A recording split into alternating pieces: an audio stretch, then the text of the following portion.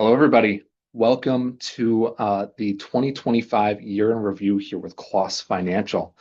My name is Josh Stirling. I'm the Chief Investment Officer here at Klaas Financial. Today, I'm joined by Eric Schwartz, one of our lead advisors, and then also joined by Kite, also one of our lead advisors and our Chief Financial Officer.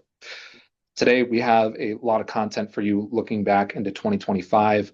During our conversation today, we're going to talk about consumer sentiment and where everybody's been at, especially looking at kind of the political landscape as well. Then we're going to shift gears to surprise, surprise, the Fed yet again. And then, of course, we'll talk about the markets in 2025 and a phenomenal year that it's been there.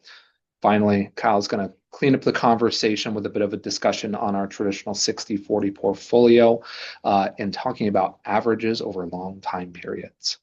So a bit of housekeeping before we get into everything here. This meeting should take about 30 minutes for some of the prepared content that we have for everybody. And then at the end, we'll have space for questions and answers. So at the bottom of your screen, you should see a little Q&A button. Go ahead and click on that at any point you have any questions, submit it. We will typically save those for the end of the conversation. That way we can focus on the prepared content that we have for everybody. All right, let's go ahead and dive in. So for those who are joining us for the first time, we always like to talk just briefly about Klaas Financial, who we are. We are a financial planning firm helping individuals and families plan for their future and mainly retirement planning. Klaas Financial has been in business for about 50 years now. We'll jump to that in a second here. But for those who watch these numbers that we showcase every quarter a little bit more closely, you might notice that our household's number of employees has creeped up a little bit. And actually, in October, we had two new wonderful employees, Leanne and Heidi, join our firm. Leanne's lead advisor here and has been absolutely wonderful to work with. And they've brought over about 95 households that we now work with. So when you see that 1,163 households that we work with, it's jumped up because of that. We've been a fast growing organization here, and we're excited to add in more as they join us. So like I talked about, we have a very special year this year. We're celebrating our 50th year. And it's been, I'd say, a wonderful 50 years. Not saying that we've been here. But really this year, we're taking time to honor the legacy of the growth that we've experienced, growing from just 2 employees at the start all the way up to 25 now. You'll hear a lot more about this throughout the year. But we're really trying to continue to celebrate on kind of the foundation that we've built and just the opportunity to get to work with so many wonderful clients and really helping them establish their financial future and really helping them in their retirement. We're just really excited to be here at the 50th year, and we're excited to celebrate with everybody. And the firm has learned quite a bit over 50 years, and we're able to build upon that and benefit from it when it comes to working with all of our clients. So we're excited to celebrate. Absolutely. All right. Well, let's dive into the content that we have today. So Eric, you're kicking us off with consumer sentiment. Yes. So talking a little bit about consumer sentiment, this has been something that for me has been in the news a lot. And really what we're looking at here is consumer sentiment is how people, when they're polled, how they feel about the economy. Okay, so it's a really subjective measure. And it's something that we would call more like soft data, right? It's not necessarily something that we can fully measure, we can quantify, but it's generally something that we would say is maybe like a forward-looking indicator versus something that would be more like hard data, which would be like, hey, how much did consumers spend last month? For example, right? That's something that we can add up and actually quantify. So consumer sentiment is really about looking forward and sort of just asking people, hey, where you sit right now, how do you feel about where the economy is? How do you feel about spending, things like that? So if you look at the graph here on the on the left, you can see that where we sit today, or at least as of December of last year, we're pretty low when it comes to consumer sentiment right now. You can see that measure 52.5. And that surprisingly, that is actually a little bit of a bounce that we saw. And really what we're seeing, or what folks are saying, is you know there's been a weakening job economy, or weakening job market. There's still food prices are still really high, energy prices are high. People are pretty pessimistic overall. At least that's what these numbers would suggest for us. On the flip side, we have seen a little bit of an improvement here in recent months, especially among lower and middle income individuals. So that's another thing that you'll actually find in the data is wealthier consumers feel much better about the economy right now than low and middle income folks, which isn't surprising, right? When we sit in a situation where prices are still pretty elevated, the folks with more resources are going to be viewing the economy more positively. So, what does this all mean, right? I mean, why are we talking about this? I think as we try to sort of sort through where the economy is, what market performance may look like here in the near future, this is a measure of kind of getting a gauge of where people are. And the reality is today, consumer sentiment is not great. But as we move over here to the right-hand side of the screen, you look at a different graph here.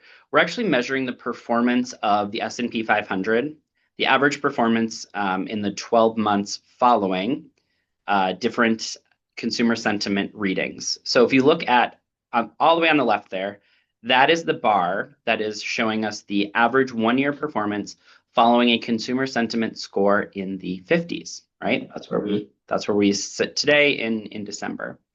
And you can see there the 1-year average performance of the S&P 500 following that is 17.2%. I am not suggesting that is what we are going to see, but you can sort of start to understand that this is a very subjective measure, right? It's something that really gets at a lot of people's biases and sort of where they are in their life. We're going to talk more about that in a second here. But I think it would be safe to say here these kind of softer pieces of data seem to be a little bit less predictive these days. Well, in a way, it's almost the exact opposite of what we tell people, like how we look at markets and how we give suggestions. But this is a reality that you can't shy away from. Consumer sentiment is low by this metric that we're looking at here.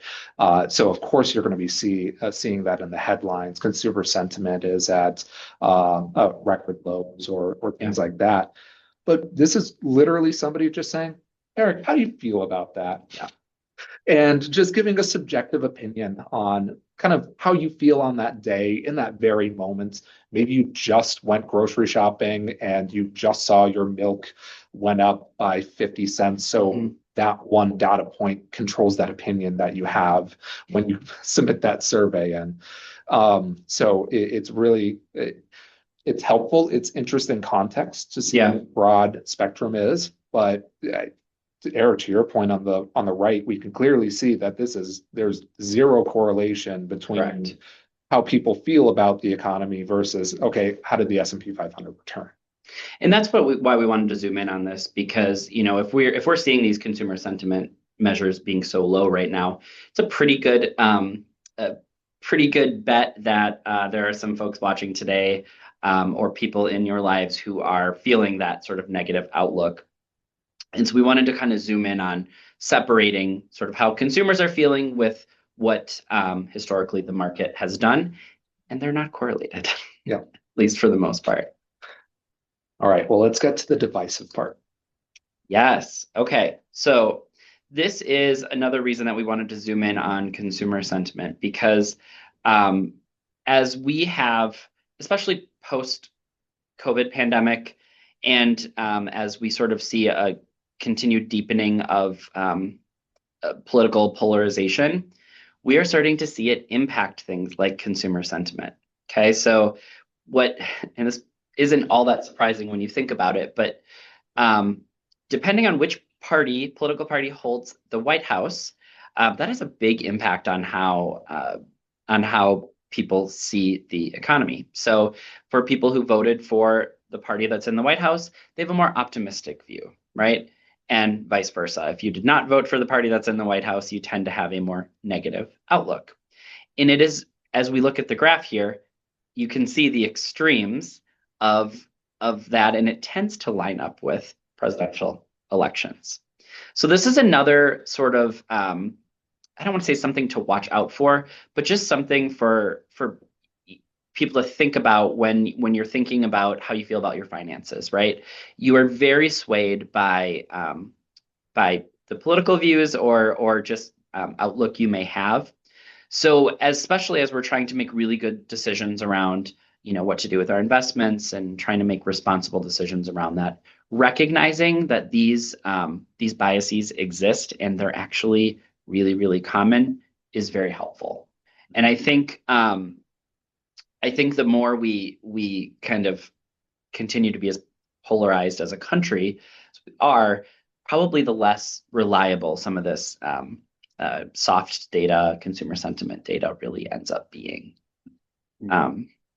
But it's important context and good for us to understand about ourselves when we're thinking about our finances. Right. Yeah. And so then the next thing we'll talk about here is the Fed. We feel like we have been talking about the Fed and interest rates for the last number of these conference calls because it is very important to what the stock market is paying attention to. And so the Fed has two main objectives, and that is to have full employment and to keep what they call stable prices, which is just a different way of saying manage inflation, essentially. Those are their two main objectives that they are looking for.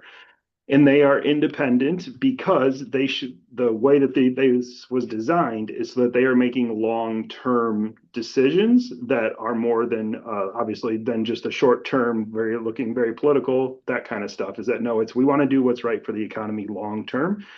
And also their decisions that they do with interest rates and things like that, they take time to funnel into the economy because essentially their main monetary policy tool is short-term interest rates.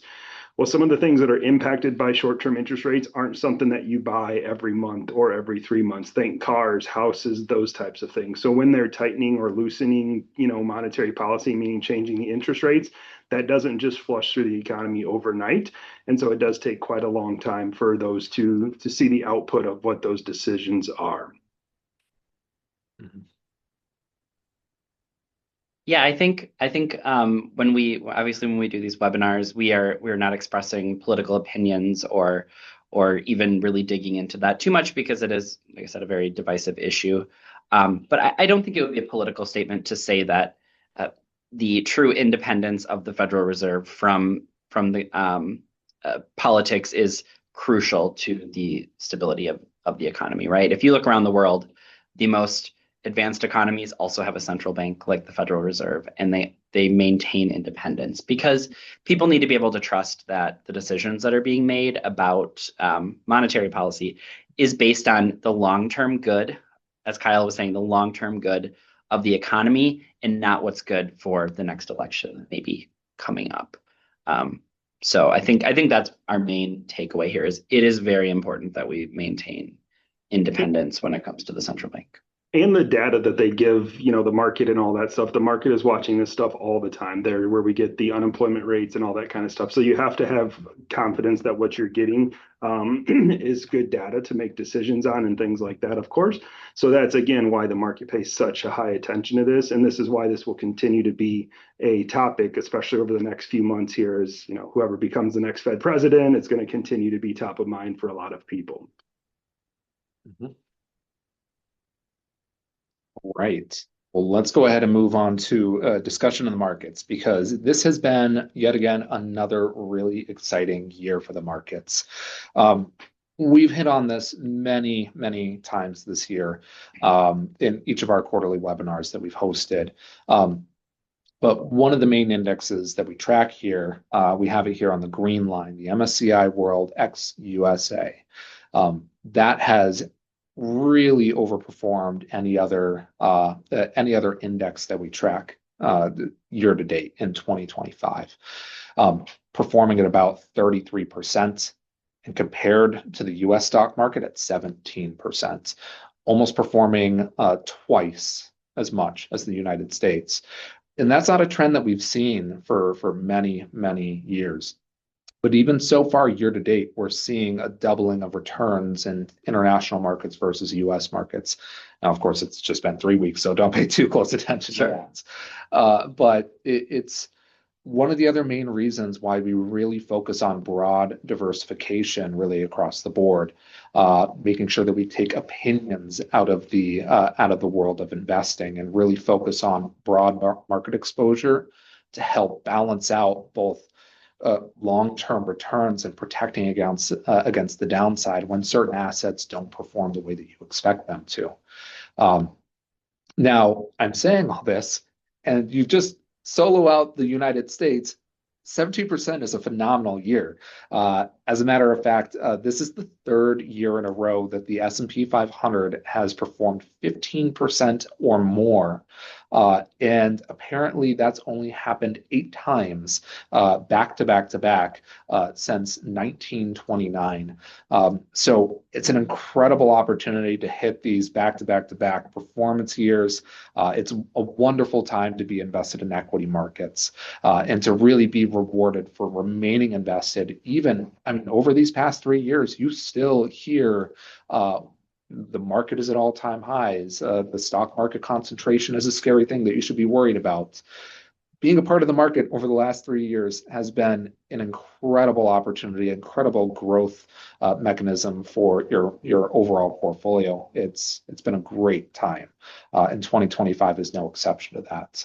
So as we're looking at this, Josh, you have that green line, which is again showing our, in 2025 what our international market returns were.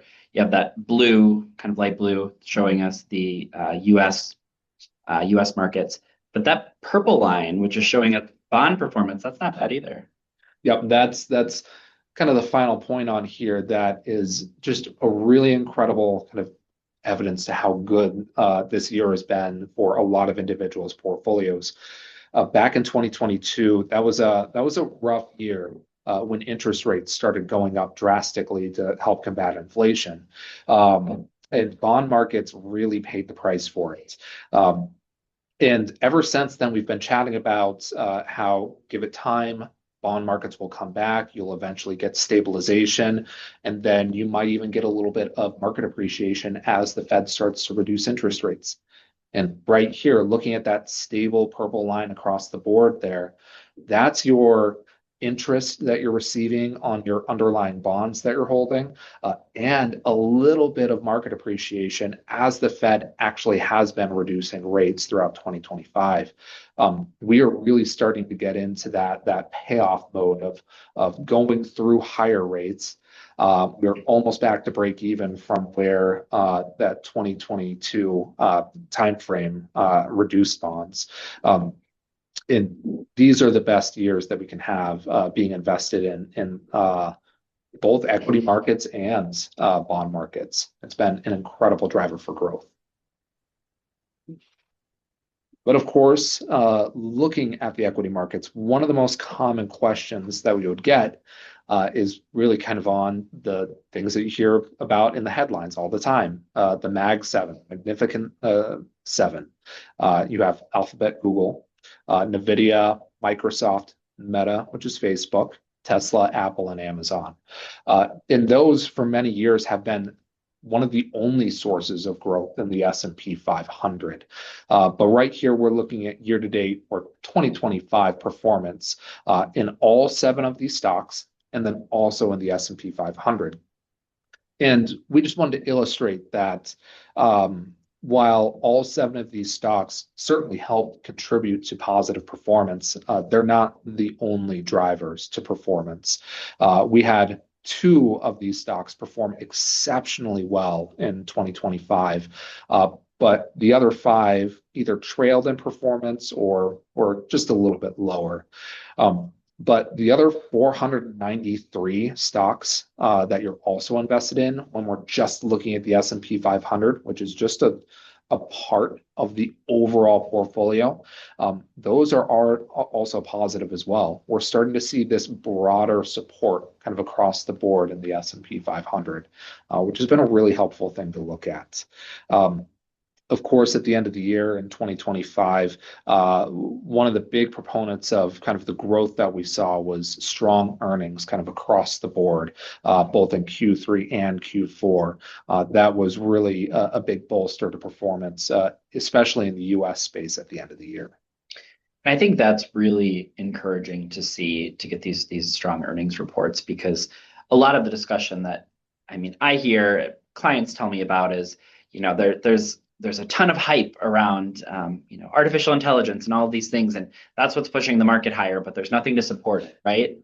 But when you start looking at these strong earnings and like actual hard data behind the companies that are contributing to this growth, that is very reassuring, just in understanding that there's support for these things. It's not just hope. Yep. Now, we don't want to shy away from the fact that there is some concentration when we look just at the S&P 500. Currently, the top 10 stocks make up over 30% of the entire S&P 500. Now, that is a bit of concentration in the S&P 500, but that's not to say that just having higher concentration is going to equal more risk, or the market's going to go down, or returns aren't going to be as good as they have been. There isn't any correlation to kind of help justify that. We've seen back in the early 2010s, mid 2010s, that we did have concentration above 30% for a period of time. So those markets do exist. They come and they go, just like the Mag 7 hasn't always been the Mag 7. We will see companies exit and enter into the top 10 stocks in the S&P 500. That will naturally happen over time. But on that point of concentration, we wanted to directly kind of talk about concentration within your portfolio. Because looking at just one index, the S&P 500 is just one part of your overall portfolio. Most of our clients are invested partially in the S&P 500, but like we talked about earlier, we have most of our clients are invested globally. So you do have investments in the MSCI All Country World Index, ex the USA, which we'll get to in a second here, and also invested in bonds. And by having a broad, diversified portfolio, that helps to smooth out some of the extremes that you might see if you were just concentrated to just one individual index. So this screen that we're looking at here shows that we've had some ramp up in the S&P 500. Right now, it's showing that the 20 largest companies at the end of 2025 made up about 49% of the entire S&P 500. And that's because these are very, very large organizations. And while that's happening in the US, that's not necessarily happening in every part of your portfolio. When we kind of step back and take a look, and we're going to look at that grayish part of the graph at the bottom, we're looking at the MSCI All Country World Index, excluding the USA. We can see that there really hasn't been a buildup of concentration in the top 20 stocks internationally. We've seen that stability at about, call it 18, 19% for the past 10, 12 years. And so while we're seeing that here in the US, it's not being seen broadly across every single market that's out there. And we hope that that kind of build some solace that your portfolio is broadly diversified. You are not as concentrated as the headlines are making it out to be. While it's important to be apprised of some of these things that are happening, we hold ourselves very responsible for ensuring that our clients are broadly diversified while taking advantage of good market returns when they're out there. Well, and I mean, we talked about it earlier here, just in looking at performance from this year, right? International markets almost doubled up the returns of U.S. markets in 2025. And to Josh's point, that's not a story we've told very much in the last few years because it hasn't been the case. But that's why we want you to hold both of them, right? We don't just want you to hold U.S. stocks. We don't just want you to hold international stocks. Don't just want you to hold large or small stocks. We want you to have some of all of it because by spreading it out among the different, different types of stocks and bond holdings, we're able to, reduce the overall risk of the portfolio and allow you to, like Josh said, participate when the market is strong, but also not be overexposed when the market is not. Mm-hmm. All right, Kyle, let's talk about long-term averages on a 60-40 portfolio. Yeah, I really do love this graph, and it kind of summarizes all of what we were just talking about, why diversification is so important, and why we invest the way that we do, because this is what the academic research says is the right thing to do. All the data suggests these types of things. So you can see here that over the last, basically, we'll call it 80-ish years or so, the S&P or the 60-40 portfolio has averaged right in that 6.5% or so range. But when it actually hits between 5 and 7%, we'll call it, has only happened about 11 times. So again, 80 years, it's hit the average about 11 times over those 80 years. So many more times, it's either doing a lot better than that or not quite as good of that, of course.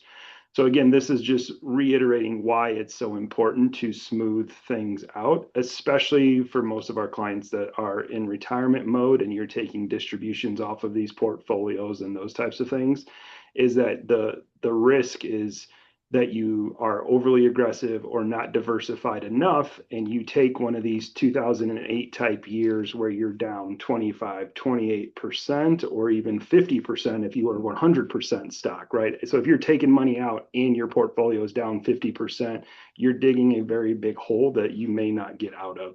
So again, diversification being, spread out over many different sectors of the economy, stocks, bonds, everything is what we're going for.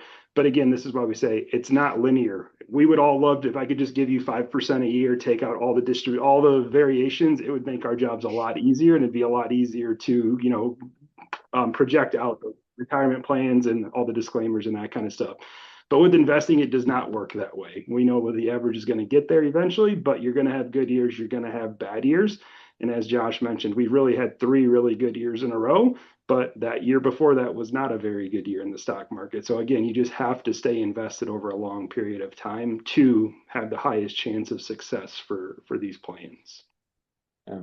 And I think to your point, when we talk about the 3 incredible years that we've had, I think my first thought is, well, this next year is going to be terrible then, right? Or it's going to be negative for sure. But that is definitively not the case. You can have back-to-back solid years. Maybe returns are a little bit less than what they have been over the past 3 years. But you can certainly see over this long time horizon, many, many time frames where you have performance go for much longer than 3 years, where a 60-40 portfolio was positive for that many years in a row. Not saying that we know what's going to happen, but I wouldn't sit here and say everybody should expect a negative year next year because things have been so good. Mm-hmm. That's not really the reality of how the market works. Yeah, and I think that's a lot of what people are hearing right now from news sources or whatever you're sort of interacting with, or friends, family. I think there's a lot of fear out there, just because the market has performed so well. And my clients hear this from me all the time. They're probably sick of hearing me talk about it, especially my retirees. Let's say you are in something like this 60-40 portfolio right here.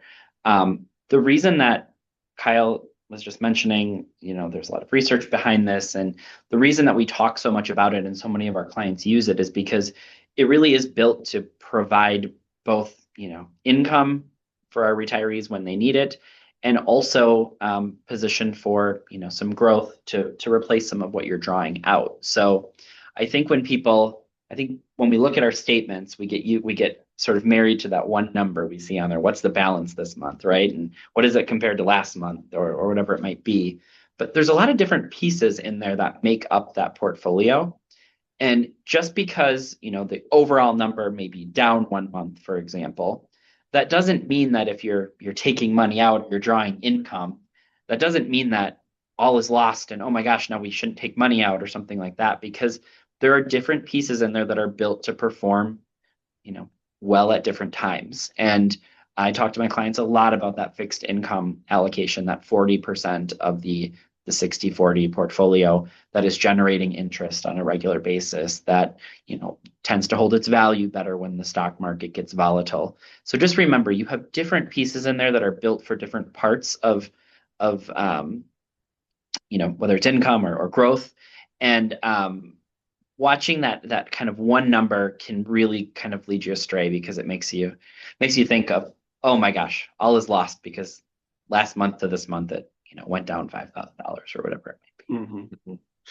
It's important to know too, stocks don't go down for no reason, right? Just because we've had 3 good years, as Josh was saying, that doesn't mean that it's for sure going down next year, because if the economy holds up, companies are reporting earnings that are still strong, then you might still have another really good year. I mean, we had a really good run after 2009. There was a lot of good years of high performance after something like that happened. So the market, there has to be a reason for stocks to go down. It's not just because, whether we just had too many good years in a row, so now we're going to sell off, unless something fundamentally changes. That's not how it works. Yeah. Mm-hmm. Yeah. Speaking on that fixed income side of things, I've been really surprised with a lot of our portfolios, the income that's kicking off. A lot of our retirees who are taking money out of their portfolios, I've been surprised by the number where we still, after people take money out of their account, we then have to reinvest their dividends. It's been a while since we've seen that reality happen, but since after interest rates have gone up, in a lot of individuals' accounts, we're seeing just the income that's kicking off is actually making up for the distributions that people take out of their accounts. It's been just a surprising little nugget that is really, really promising to see and really helpful. Yeah, that piece right there is something I really try to drive home with clients is, you may not look at all the transactions on your statement and everything that's happening, but those dividend payments, which are essentially interest payments off the bonds that folks own in their portfolios with us, I mean, those are dollars that can be used to cover your monthly distribution, right? So it allows us to depend less on the stock portion of the portfolio and lean more on that more conservative bond side of things. And it allows you to ride out some of those more volatile times in the market that we see. Absolutely. All right. Well, that is everything that we have prepared for everyone today. So we did have a couple of questions come in, but if you do have any additional questions that you would like to ask, please go ahead and click that Q&A button at the bottom, and we will go ahead and answer questions now. All right, so we have some questions. So given the current state of the market, I'm a bit concerned about where the market is currently. How much cash is appropriate to sit on entering into retirement? So I think there are a couple of different ways to answer this. And I'll take one aspect kind of from the market perspective. And we talk a lot about being invested in the market long term. And then as you hear headlines or as you get nervous about markets, the danger of turning the light switch on, being invested, or off, taking money out of the market just because you're worried about what the future might hold. And so this could be a little bit dangerous because letting those gut reactions take a hold of your decision making can lead to really suboptimal outcomes. Being able to predict what the stock market's going to do is a very, very challenging thing to do. not only do you have to be correct on timing when you should sell out of the market, but then if you're ever going to put the money back into the market, you also have to pick the right time of getting back into the market.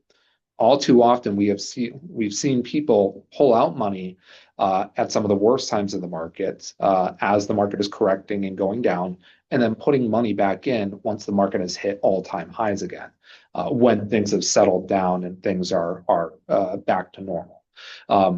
And so it can be really, really hard to kind of take a look at where the market is, try to predict on where it's going to be, and take action on being on or off in the market. But I know there are some other interesting planning aspects to think about when people are going into retirement. So, Kyle, Eric, what are your thoughts? Yeah, I think it's a great question. It's one that we get all the time, of course, because this is what we do all the time. But yeah, so to Josh's point, if you look at it from a math perspective, the math would tell you sit on very little cash and keep it invested because that's how you're going to get your highest return over time. However, human beings are emotional beings, and so sometimes they can't stick to just exactly what the math would say. I would say they rarely ever can stick to just what the math can say. So it's a much more behavioral focused question for a lot of people. And it is, everybody has a different number of what they're comfortable sitting on, right? If you look up how much cash should I have, you're going to hear 3 to 6 months of an emergency reserve. I don't have hardly any retirees that only sit on 3 to 6 months of cash. Many times they sit on much more than that because it's a more of a safety comfort thing for them that they like seeing that number there. So there's not really a one size fits all answer to it. But that would be, again, it's more behavioral in your individual situation versus a set number. Everybody should have X dollars in cash or anything like that. Yeah, I think I definitely agree with that. I think the other part of this is the frame of the question is I'm uncomfortable with the market right now. And to me, that is what that suggests is even if our person who's asking the question, even if you're not thinking it, your risk tolerance has changed, right? Compared to where it was when your portfolio was probably initially set up, your willingness to take risk in the market has changed. And it may be something that you actually do need to reevaluate, right? It's not a matter of, well, I'm this age, I'm this close to retirement, therefore I should have X number of months of expenses or this many thousands of dollars in cash. It's about understanding how you approach risk, right? You have investments and we position them based on the amount of risk our clients are comfortable with, but that's clearly changed. So it's not a matter of, like Josh said, I'm pulling all my money out because I'm uncomfortable with the market, but we may need to actually reevaluate how much risk you're willing to take. And there's two pieces of this risk. There's risk tolerance and there's capacity for risk. So capacity for risk is like how much latitude do you have to take risk? So maybe you don't spend a ton of money and you don't depend on your investments for income too very much. You get your pension or Social Security and then you don't depend a lot on your investments. Or maybe you just have a lot you have a lot set aside, more than you'll ever spend. In both those situations, you have a higher capacity for risk. That doesn't mean you need or want to take on extra risk. Mm-hmm. So this to me is like not something we can answer just as, okay, if you're in this position, you should have this much cash. It's more about, okay, we need to sit down and discuss how comfortable you are with investing, because that to me has changed here. Mm-hmm. And we've talked in the past too that, just because the market's at all-time highs doesn't mean that it's going down or that and I don't know exactly what the stat is, Josh, you might know, but 1 year later, the market is up a good percentage of the time, even if it's already sitting at all-time highs. So just because you're at all-time highs or something like that doesn't necessarily mean that you need to take some risk off the table or anything like that too. Yeah. What is it? The market goes up more than 70% of the time. Right. Yeah. So on average, yeah. Stay invested and it'll go up. Mm-hmm. All right. So we only have one more question in right now. We do have a little bit of time, so if anybody has any more, feel free to put them in. But given the headlines, why are the markets still going up? It's a good question. Good one. Yeah, because the market can sell on news a lot of times. There's certainly been a lot of news over the past weeks, over the past months.